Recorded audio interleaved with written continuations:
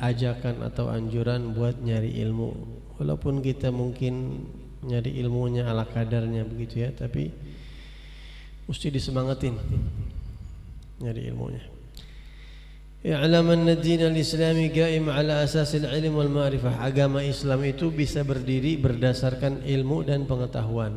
Islam itu tegak, bukan kita ini jadi orang Islam bukan karena ikut-ikutan gitu. Walaupun kita alhamdulillah lahir ma bapak kita Islam, alhamdulillah Islam kita sah ya. Orang yang lahir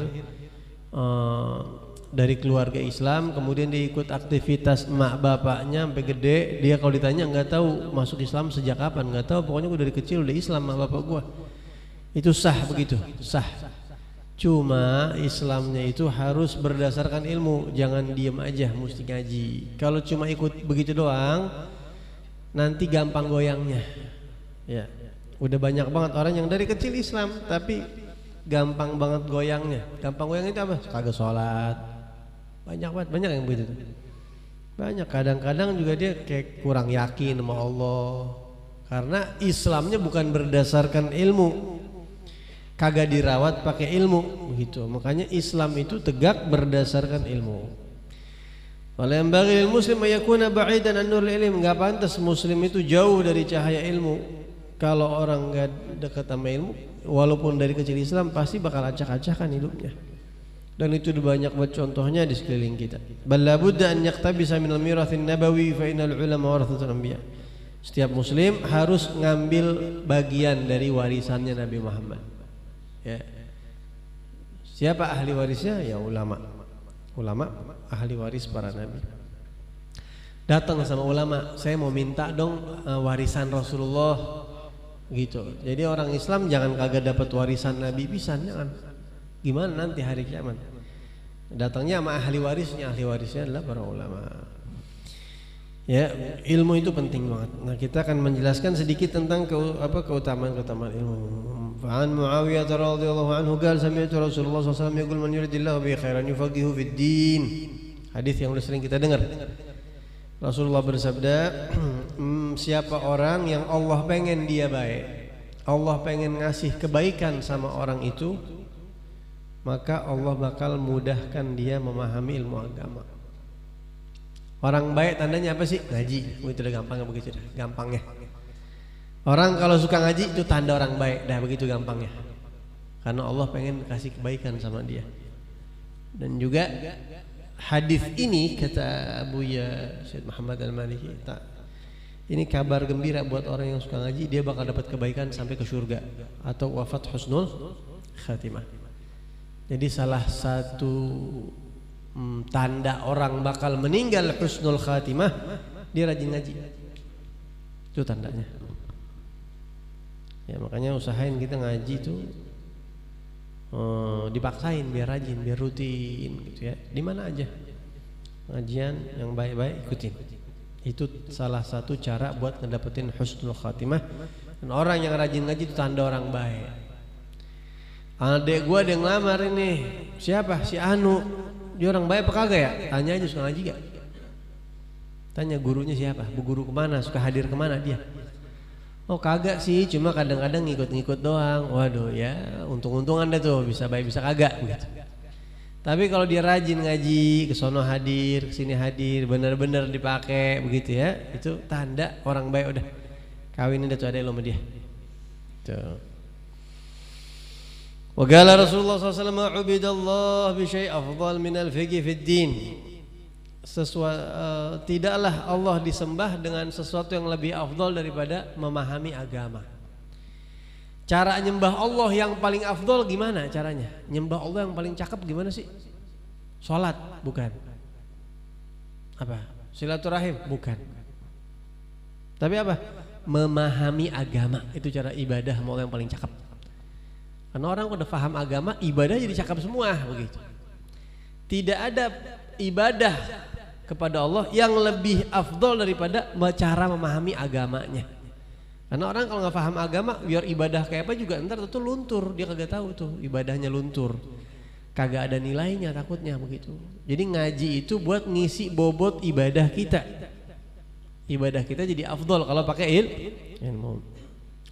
Waqala alaihi salatu wassalam, Rasulullah juga bersabda, waqala alaihi salatu wassalam, faqihun wahid asyaddu ala syaitan min alfi abid. Satu orang yang faham ilmu agama mantep itu lebih berat buat setan daripada nggodain 1000 ahli ibadah yang ilmunya kagak mantep. Ya, orang cuma ibadah doang, ilmu kagak. Wah, itu kata setan, wah gampang udah itu mah. Ini mah enggak usah repot-repot godain dia mah. Tapi kalau orang yang betul-betul ngerti, enggak bisa sembarangan. Begitu. Dan ada banyak contoh-contohnya. Contohnya banyak banget. Ada orang ibadah Masya Allah banget. Tentu dia sama bininya cerai, dia kagak sadar tuh. Dia gak tahu hukum cerai. Misalnya gitu ya, udah sering kita jelasin waktu kemarin juga tuh. Atau misalnya apa tuh, kayak kemarin masalah masjid ya, mugar masjid direnovasi. Ibadahnya mah khusyuk banget. Udah kita kayaknya masjid bagus ini biar ada pemasukan. Masjid dirombak, bawahnya dibikin buat kriaan, atasnya masjid, bawahnya disewain.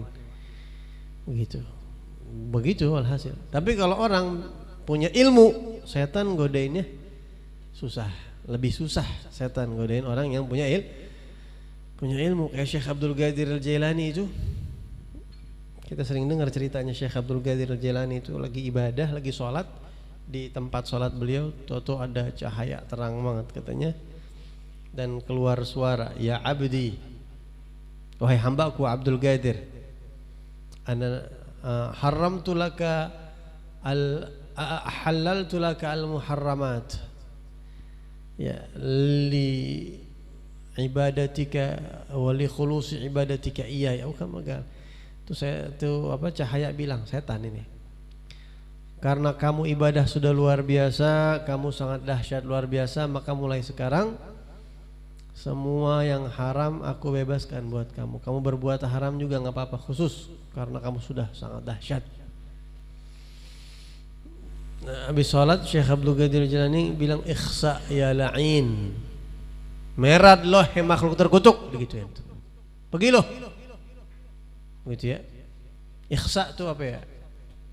Blangsak loh ya, begitu. Ya la'in, hai makhluk terkutuk, kamu blangsak. Nggak ada, lu mau nipu gua, mau pura-pura jadi Allah, lu iblis. Gitu ya nama Syekh Abdul Qadir Jilani itu. Ya, emang iblis ini, iblis pura-pura ngeluarin cahaya terus bilang karena ente udah luar biasa gini, nggak bisa digodain tetap. Karena apa kata Syekh Abdul Qadir Jilani? Kalau emang Allah mau ngehalalin yang haram sebab ibadah gua yang hebat nih, yang pertama Nabi Muhammad lebih hebat ibadahnya daripada gua, kata Syekh Abdul Qadir. Kagak dihalalin yang haram buat Nabi Muhammad, udah pasti setan loh, begitu ya. Nggak bisa dibohongin, begitu ya. Jadi orang kalau punya ilmu nggak gampang dibohongin. Dan banyak banget kan kita sekarang nih kadang-kadang orang ngelihat apaan aja gitu ya. Kadang-kadang kita gampang ngikutin. Walhasil begitu deh. Pokoknya nanti jangan lepas dari majelis ilmu dah, gitu aja deh intinya dah, supaya selamat. Karena banyak banget orang yang terjerumus dalam kebinasaan, mereka nggak sadar. Waliyadzubillah.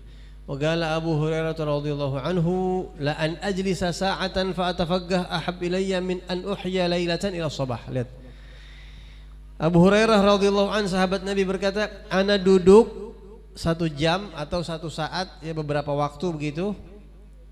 Di situ ana belajar memahami ilmu agama. Itu lebih ana senengin daripada ana menghidupkan semalam suntuk ibadah sholat sampai subuh. Ada orang dari maghrib nggak berhenti zikir, baca Quran, i'tikaf sampai subuh. Kata Abu Hurairah, saya demenan begini nih, mengkaji ilmu 1 jaman kira-kira. Sebentar 1 bab, faham 1 ilmu, itu lebih saya senengin daripada saya ibadah sampai subuh. Dan memang lebih afdal ya. Di majlis ilmu itu luar biasa. Wa an Abi Darda radhiyallahu anhu qala, sami'tu Rasulullah sallallahu alaihi wasallam yaqul, man salaka tariqan yaltamisu fihi ilman salakallahu bihi tariqan ilal jannah. Ini hadis sudah sering kita dengar. Siapa orang yang menempuh jalan mencari ilmu, kita dari rumah nih jalan nyari ilmu, maka Allah bakal memperjalankan dia, memudahkan jalan dia ke surga. Jadi masuk surga itu gampang apa susah? Pengen jawab takut ya, dengan diam aja dah. Apa kira-kira? Masuk surga gampang apa susah? Hah? Belum pernah nyoba, Bib, saya jadi kagak tahu ini masuk surga gampang apa susah. Gampang apa susah masuk surga kira-kira? Belum ada yang berpengalaman di sini. Banyak orang yang beranggapan masuk surga itu umumnya, orang umumnya susah masuk surga, bilang ya. Umum, coba tanya orang umum. Masuk surga itu susah, aslinya masuknya dapat surga susah. Al jannah mahi balash. Abu Yamalaki bilang surga agak gratis, ente mesti ngorbanin ini, ngorbanin itu. Lagi enak-enak ini kudu begitu, lagi ini kagak boleh, itu kagak boleh, ini kudu begini, ini kudu begitu. Kagak enak, surga itu memang butuh perjuangan begitu. Masuk surga gampang itu buat orang-orang yang dikasih mudah molo, buat para wali yang udah ngerasain manisnya ibadah. Kalau kita kan ibadah kadang manis, kadang asem, kadang getir, kadang pahit, begitu kalau kita. Kadang-kadang ngerasain sih ibadah manis, ngerasain sih maulid, enak gitu ya. Ada kebulinya soalnya jadi enak tuh. Resep, kumpul-kumpul gitu. Bagi ada wadon, semangat jadi kadang-kadang ada maulid. Manisnya begitu, coba suruh sholat tiap malam, berat. Baca Quran, berat. So pegang tasbih selawat, berat.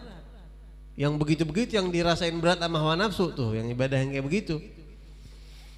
Ke surga gampang apa susah? Susah. Biar gampang bagaimana caranya? Ngaji. Udah begitu aja dah gampang.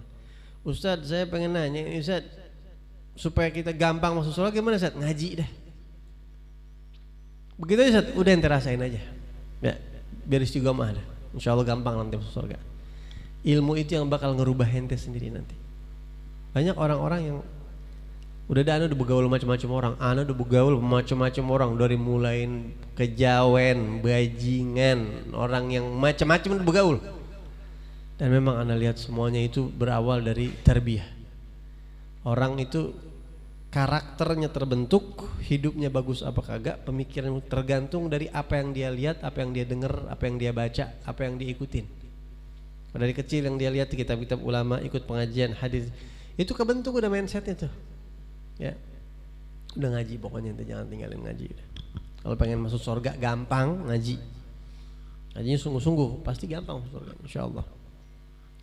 Kebawa aja itu, gampang aja gitu, kayaknya nggak susah-susah amat ngapa-ngapain kalau kita ngaji, makanya jadi lingkungannya gampang gitu. Wa innal malaikata la tad'u ajnihataha li talabil ilm ridhan bima yasna'. Malaikat itu dia sampai rela membentangkan, meletakkan sayapnya untuk penuntut ilmu karena dia senang sama yang diperbuat orang tersebut, yaitu nuntut ilmu. Malaikat kalau ngelihat orang berbuat baik, dia ada suami tanggung jawab cari nafkah buat bini, girang malaikat, jadi manusia bener loh, bagus dah. Ada orang silaturahim ke rumah saudaranya, bagus tuh jadi manusia bener, girang malaikat ngeliat. Ada orang sedekah, senang malaikat. Ada orang yang pokoknya ngapain aja tuh malaikat senang. Tapi kalau udah ngelihat orang yang nuntut ilmu, itu malaikat nggak tanggung-tanggung senangnya. Sayapnya ditaruh di bawah sama dia supaya keinjek sama tuh, cuma kita nggak tahu kan. Kita nggak tahu maksudnya kayak apa tuh ya malaikat naruh, saking dia siap merendahkan diri, tawadhu. Malaikat itu menaruh hormat sama orang yang belajar ilmu, malaikat menghormatin. Gimana kalau orang kagak ngehormatin ulama tuh, aneh banget ya. Malaikat aja hormat sama orang yang belajar mau nuntut ilmu. Malaikat segen. Ini dia mau belajar nih, mau ngaji. Itu malaikat sampai meletakkan sayapnya. Gitu, sampai malaikat itu kalau bahasa kita sampai tawadhu dah sama orang yang mau belajar ilmu. Dulu ada satu orang yang lagi mau belajar ilmu, mau ngaji, karena ketinggalan akhirnya dia lari bawa kitab. Ini ngaji, kalau kita makan sekarang ngaji cuma ngaji hadir pulang gitu doang. Kalau orang dulu ngaji bawa kitab, nyatet begitu. Jadi dia bawa kitab lari. Ditanya, anak muda mau kemana ente? Ini saya mau hadir majlis, udah ketinggalan. Saya telat ini. Baik-baik jangan lari, ntar malaikat saya pada rusak tuh. Ngeledek dia maksudnya. Orang ledek. Anak muda diam aja ngeliat begitu dia lari udah. Ini namanya dia ngeledek dengan hadis Nabi. Hati-hati kalau orang ngeledek sama ucapan Nabi itu kualatnya langsung. Malamnya dia ngedenger kepakan sayap. Ada ribuan kepakan sayap di kuping dia doang. Keluarganya nggak ada yang dengar. Sampai dia nggak bisa tidur. Sampai gila mati. Ya. Su'ul khatimah. Na'udzubillah min dzalik. Malaikat nggak terima. Orang yang belajar ilmu diledek, gitu, nggak terima tuh malaikat. Wa innal malaikata wa innal alima la yastaghfiru lahu man fis samawati wa man fil ardi hatta al-hitan fil ma'. Orang yang punya ilmu semuanya mintain ampun buat orang yang punya ilmu. Semua makhluk di langit dan semua makhluk di bumi istighfar buat para ulama. Termasuk nyamuk yang gigitin kita.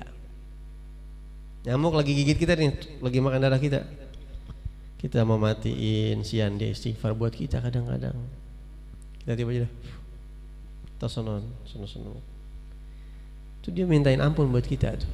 Termasuk ikan cupang, termasuk lagi hatal hitan filma, sampai ikan-ikan yang ada di air. Ikan hias, lohan, ikan apa lagi tuh?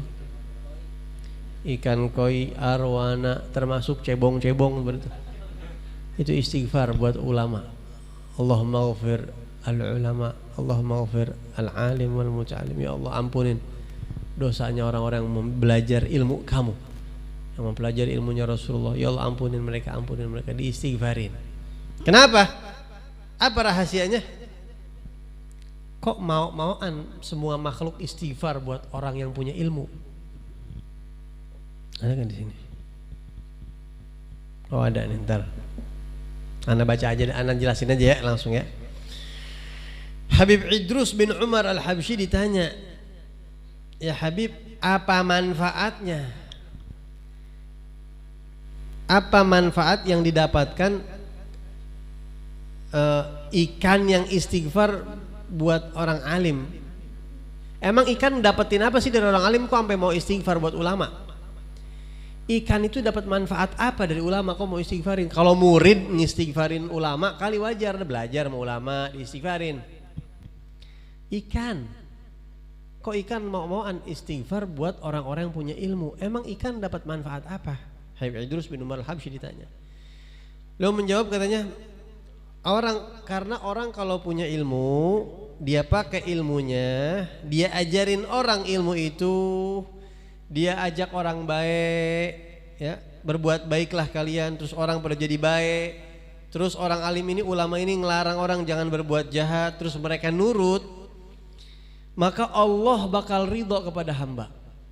Ya, ulama yang ngajakin kebaikan dan ulama yang ngajakin orang jauhin kemungkaran, jauhin maksiat segala macam. Terus ketika manusia umat-umat pada ngikutin ulama, maka Allah ridho lah kepada orang-orang tersebut. Dan turunlah rahmat dengan keberkahan ketaatan orang-orang tadi. Karena orang pada taat, pada maulid, pada ngaji, pada zikir, turunlah rahmat Allah subhanahu wa ta'ala. Turunlah hujan, ya, turunlah bantuan kebaikan yang mana semua orang ngerasain. Tuh kambing ngerasain manfaatnya turun hujan, rumput jadi keluar, dapat makan lagi. Kambing makanya alhamdulillah ya Allah turun hujan. Ini hujan turun karena rahmat Allah turun. Rahmat Allah turun karena masih ada kebaikan di tengah hamba. Dan ini pasti buah daripada perjuangan para ulama. Ya Allah ampunin para ulama ya Rabb. Tuh kambing ngerasain manfaatnya. Termasuk ikan-ikan pada, ya, termasuk ikan-ikan, ya, yang ada di laut. Dan ini semuanya keberkahan daripada ilmu dan dakwahnya para ulama ngajarin orang ilmu. Begitu juga ketika ulama ngajarin umat, misalnya ulama bilang ama binatang biar baik, ya, kalau motong kambing caranya kayak gini, sama kambing jangan diiniin, ayam jangan pernah diadu, ayam tuh berhenti daripada nyabung ayam, ya, yang tinggal di Garut jangan pernah ngadu domba mulu, misalnya gitu. Yang di Madura jangan karapan sapi, sian itu sapi pantatnya diapain tuh kalau karapan sapi? Hah? Pakein balsem, kosian. Coba ente dipakein pala sama pantat ente ya.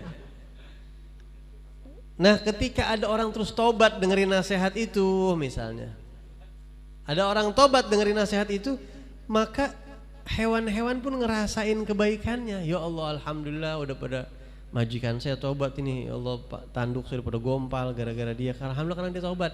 Ngapa itu tobat itu majikan kita? Oh dengerin nasihatnya Kiai Anu. Alhamdulillah, ya Allah biar diampunin dosa itu Kiai. Begitu. Ya. Begitu juga ntar dipotongnya caranya bagus ya. Begitu juga jangan pada motongin belalai gajah misalnya. Jangan pada motongin culaknya badak. Apalagi jangan pada ngambilin ini kesian, mama hewan biar berkesian. Itu haram kayak begitu, ganggu makhluk Allah Subhanahu wa taala. Ketika mereka taubat itu hewan pada girang, ya Allah ini berkatnya ulama ini ya. Baik banget ulama mungkin. Makanya pada istighfar semua makhluk Allah buat para ulama. Begitu ya, sehingga nampaklah kenapa kok semua binatang, semua makhluk istighfar buat orang alim. Karena semuanya makhluk-makhluk Allah ini akan merasakan manfaatnya ilmu kalau orang make, orang yang mengamalkan ilmunya gitu. Kemudian wa fadlul alim 'ala al-'abid ka fadlil qamar 'ala sairil kawakib. Kemuliaannya orang berilmu dibandingin orang yang ibadah doang kagak pakai ilmu, sama bedanya kayak bulan sama semua bintang. Semua bintang tuh semuanya sama bulan kalah. Atau bahkan dalam hadis yang lain, keutamaan orang punya ilmu sama orang yang kagak punya ilmu bedanya sama kayak saya bandingin sama sahabat saya yang paling bawah. Sahabat Nabi yang paling bawah. Siapa sahabat yang paling bawah? Kita kagak tahu tuh sahabat Nabi yang paling bawah siapa. Anggaplah ada sahabat Nabi yang paling bawah dibandingin sama Sayyidina Ali itu jauh banget. Sahabat Nabi yang paling bawah dibandingin sama Sayyidina Abu Bakar udah jauh banget. Ya. Lawuzina imanu Abi Bakar bi imani ahli al-ard la rajaha imanu Abi Bakar kata. Andai kata iman semua orang penduduk bumi ditimbang dibandingin sama imannya satu orang Sayyidina Abu Bakar Siddiq, itu imannya Sayyidina Abu Bakar Siddiq masih menang ngalahin semua orang sebumi dijadiin satu. Itu baru Sayyidina Abu Bakar Siddiq. Dari Sayyidina Abu Bakar Siddiq ke Nabi yang paling bawah aja udah jauhnya bukan main. Nabi yang paling bawah ke Nabi Muhammad udah gak kehitung. Bayangin bandingannya antara Nabi sama sahabat yang paling bawah kayak apa? Jauh banget. Begitulah perbedaan orang yang berilmu sama orang ahli ibadah ya, bukan orang biasa, ahli ibadah, cuma nggak punya ilmu, jauh banget. Nggak mau ente jadi ulama apa? Ya Allah segitu gedenya fadilahnya. Orang mondok itu, orang mondok gede banget fadilahnya. Sampai kita kalau bisa mah, saya pengen gitu, pengen ya anak-anak kita kalau bisa pengen jadi ulama semua, kalau bisa pengen anak-anak kita begitu. Ya pengennya ya insyaallah semuanya, yang penting kita usaha, kita jalanin kayak gini kayak gitu. Karena jadi ulama itu masya Allah banget, ya, fadilahnya luar biasa. Wa innal ulama warathatul anbiya. Wa innal anbiya lam yurithu dinaran wa dirhaman wa innama warathul ilm faman akhadhahu akhadha bihadhin wafir. Ulama itu ahli warisnya nabi, para nabi. Kalau ahli waris kan pasti bukan orang lain ya. Kalau ada orang mati tetangganya belum tentu dapat bandanya. Ada orang kaya mati nih, warisannya 1 miliar. Biar kata rumahnya nempel, dekat belum tentu dapat. Yang dapat warisannya siapa? Hanya ahli waris. Orang-orang yang punya hubungan darah, hubungan dekat khusus dapat. Biar kata tetangga, biar kata nempel, nggak dapat. Murid biar kata nempel, nggak dapat. Yang dapat siapa? Ahli warisnya. Begitu juga para nabi. Nabi Muhammad SAW itu meninggal dunia, ada orang-orang yang dapat warisannya. Warisannya apa? Ilmu, bukan harta. Yang dapat warisan Nabi Muhammad siapa? Hanya orang-orang dekat Nabi. Jadi ente bayangin tuh, kalau ente jadi kiai, jadi ulama, ente berarti anaknya Nabi ente sebenarnya. Ya, walaupun nasab ente enggak ke Rasulullah, tapi saya ahli warisnya Nabi, saya dapat ahli. Faman akhadahu akhadha bihadhin wafir. Barang siapa yang ngambil ilmu berarti dia ngambil sesuatu yang sangat besar. Ya, nanti bayangin, Enggak semua orang. Berarti ente jadi kayak punya hubungan khusus sama Nabi Muhammad karena ente jadi ahli warisnya. Yang mau jadi ahli warisnya Nabi, anaknya Nabi secara khusus ambil ilmunya. Berarti dia jadi ahli waris. Dan itu tinggal nyocokin. Gitu, tinggal nyocokin. وقد يختلف في معنى وضع الملائكة أجنحتها لطالب فقيل هو كناية عن التواضع له الخشوع قيل الكف عن الطيران النزول عنده الحضور معه قيل التوقير وتعظيم له وقيل معناه تحمله عليه وتعينه على بلوغ مقصده. قلت ويد هذا المعنى الأخير ما حكي عن الشيخ أحمد بن أبي الجعد رحمه الله تعالى أنه لما أتاه الشيخ عبد الله عباد وأخوه وأخذ الشيخ أحمد يتبرك ويتمسى بأقدامها وأمرهما بأن يضع أقدامها على عضو من أعضائه الشريفة فلما قال له لما تفعل ذلك ونحن ما أتينا إليك إلا لنتبرك بك ونستفيد من علومك وأخلاقك فقال لهما ما فعلت ذلك لما رأيت الملائكة تفرش أجنحتها لها أجنحتها لكما ورأيتكما تضعان عليها أقدامكما فأحببت تبرك والتماس بركة مواضع مسدها أجنحة الملائكة. إن شاء الله عجيب banget ini. Masya Allah banget. Coba lihat. Apa maksud malaikat meletakkan sayapnya untuk orang yang mau nuntut ilmu? Ada yang mengatakan itu dari kita lihat sini, malaikat itu merendahkan pangkatnya, tawadhu, khusyuk, ya gitu ya, menghormati santri tadi. Ada juga yang mengatakan malaikat dari terbang turun dia, menghormatin dia, ikut hadir bersama orang-orang yang belajar ilmu agama. Ada juga yang memang malaikat itu benar-benar emang benar-benar nginjek. Jadi santri itu benar-benar ketika nginjek tanah, itu tanah yang diinjek pas banget kalau dibuka mata kita ada sayap malaikat di situ. Dan Habib Zain mengatakan, dan hal ini dikuatkan dengan keterangan ada satu riwayat kisah Syekh Ahmad bin Abil Ja'ad rahimahullah. Ketika datang kepada beliau Syekh Abdullah Ba'abad dan saudara beliau, ya, Syekh Abdullah Ba'abad sama saudaranya datang ke Syekh Ahmad bin Abil Ja'ad. Ini dua orang adik kakak datang ke satu ulama. Begitu nyampe ulama yang didatengin, ya, akhadha Syekh Ahmad yatabarrak wa yatamassah bi aqdamihima. Ini justru santrinya kakinya diusap-usap, ya. Wa amarahuma bi an yad'a aqdamahuma ala 'udhu min a'dha'i syarifah. Sini tempelin kaki antum ke tangan ana sini. Tempelin. Kata dua murid tadi, "Ya Allah ya Syekh, antum kenapa kayak gitu? Jangan, ana datang sama antum pengen ambil barokah, pengen ngambil ilmu, pengen belajar akhlak antum. Kok antum sebagai guru malah ngambil mau pegang-pegang kaki ana? Ana kan santri antum." Ana melakukan itu karena ana melihat tadi malaikat merendahkan sayapnya dan ente injek-injek tuh kaki ente pas injek tanah itu pas buat lempengan sayap malaikat. Ana ngelihat. Jadi ini Allah buka hijabnya beliau. Dan beliau ngelihat malaikat. Kalau malaikat bisa aja orang ngelihat malaikat bisa aja. Kecuali malaikat Jibril. Kalau malaikat Jibril nggak bisa dilihat sama sembarangan orang. Manusia yang ngelihat malaikat Jibril kalau bukan nabi pasti buta, nggak mungkin nggak. Ya, seperti sahabat Nabi Sayyidina Abdullah bin Abbas, akhir umurnya nggak ngelihat, makfuful basar. Kenapa? Ngelihat Jibril. Maka Jibril kan turun malam Lailatul Qadar, turun dia. Tapi kalau malaikat-malaikat biasa masih bisa orang ngelihat, ngelihat malaikat-malaikat datang begitu ya. Nah, ini gurunya tadi saking dia kelihatan begitu, malaikat sampai naruh sayapnya di bawah. Terus nih santri lagi datang ngeliat pas banget dia nginjek sayapnya malaikat. Sini kaki ente sini.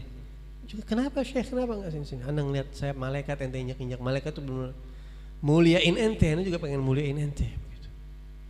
Anda pengen ambil barokahnya kaki yang menyentuh sayap malaikat. Ya kalau kita nggak kepikiran pisan ke situ ya. Pikiran nggak kira-kira situ? Ngaji aja di jalan. Mungkin kita begitu.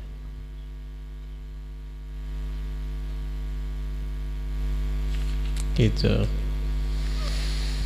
Kemudian Habib Zain juga mengatakan qultu wastighfar hitanil baharul alim yakun fi hayati mati. Itu laut ikan-ikan di laut yang istighfar untuk para ulama bukan cuma saat ulama itu hidup tapi sesudah wafatnya sampai hari kiamat. Jadi ikan-ikan tuh mintain ampun sama Allah buat para ulama Semua orang yang pernah ngajarin ilmu, ampunin ya Rabb. Sampai hari kiamat tuh ikan semua mintain ampun. Kenapa kok kan udah meninggal Beb, kok masih mintain ampun? Sampai sekarang emang kagak kerasa itu manfaatnya kitab Imam Bukhari itu Sahihul Bukhari. Makanya masih tetap dimintain ampun.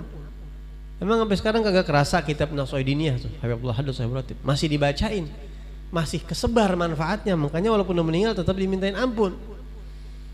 Begitu. Jadi orang yang kalau dikasih ilmu sama Allah berarti dia dikasih anugerah yang sangat besar. Yang sangat besar. Saya kalau dibilang misalnya ada satu orang datang sama saya bukan ulama yang ini, saya cuma ngerti ilmu dikit-dikit doang, cuma ngerti ilmu sedikit dan saya ajarin yang saya bisa begitu. Andai kata ada orang datang sama saya, Beb, Anda punya perusahaan 3, ini omsetnya 1 bulan 5 miliar. Anda mau tukar posisi dong sama antum mau gak pegang perusahaan Anda 3 dapat 5 miliar sebulan bersih? Terus Anda gantiin antum, Anda pegang pondok pesantren, Anda ngajar di majlis antum, Anda ngajar di pondok pesantren, antum ngajarin santri, ngajarin kita begini. Ya kagak ada duitnya.